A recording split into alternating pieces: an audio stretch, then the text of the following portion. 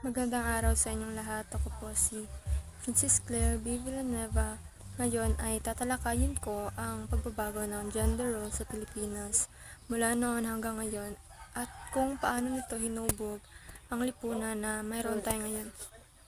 Noong panahon bago dumating ang mga Kastila, kapansin-pansin na mas pantay ang turing sa babae at lalaki sa ating lipunan. Ang mga babae ay hindi lamang nananatili sa bahay, kundi sila ay may malaking papel bilang mabaylan, tagapayo, manggagamot at minsan pa ay leader ng komunidad. Maaari silang magmay-ari ng lupa, magmana at pumili ng kanilang mapapangasawa. Samantala, ang mga lalaki ay gumaganap bilang mandirigma, magsasaka at tagapagtanggol, ngunit hindi nangangahulugang sila lamang ay may kapangyarihan.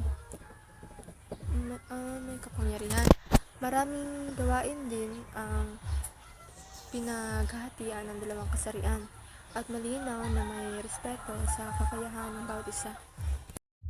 Ngunit nang dumating ang mga Kastila, nagbago ng malaki ang gender roles. Dahil sa impluwensya ng Katolisismo, ang mga babae ay nilagay sa imahe ni Maria Clara, mahinhin, masunurin, relihiyoso at dapat nanatili sa tahanan. Ang kanilang papel ay nakatuon sa pag-aalaga ng pamilya at pagsunod sa asawa.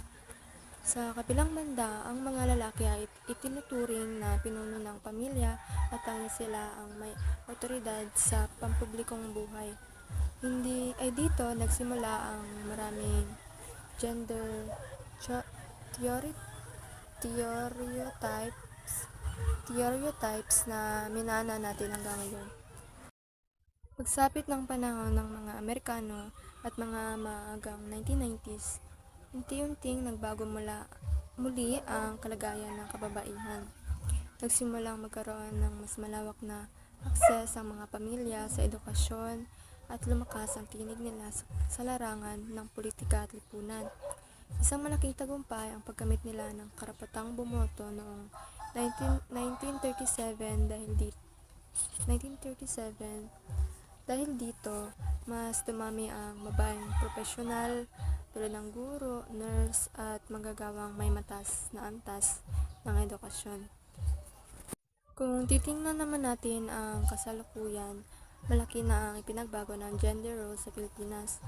Ang kababaihan ngayon ay may malawak na oportunidad sa larangan ng edukasyon, negosyo, pamahalaan at iba't ibang propesyon. Hindi na limitado ang kanilang kakayahang kumita, mamuno at gumawa ng mahalagang desisyon para sa pamilya at lipunan. Samantala, ang mga lalaki ngayon ay mas bukas sa pag-aalaga ng kanilang anak, paggawa ng gawaing bahay at nagpapakita ng emosyon tulad ng mga bagay na dati ay hindi itinuturing na panlalaki. Gayunpaman, hindi maikakaila na may ilan pa ring tradisyonal na pananaw lalo na sa mga probinsya kung saan nananatili ang paniniwala na ang lalaki ang dapat magtrabaho at ang babae ang dapat na mag-alaga ng tahanan. Ngunit sa kabuuan, lalo na sa mga kabataan at urban areas, mas malinaw ang paglipat papunta sa mas patas at mas pantay na pananaw tungkol sa gender roles.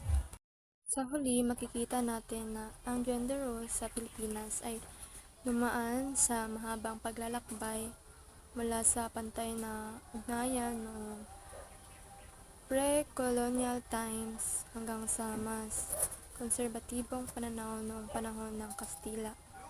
At ngayon, tungo sa mas malayang lipunan kung saan parehong may puwang ang babae at lalaki na pumili ng kanilang landas. Ang pagbabago ay nagpapatuloy at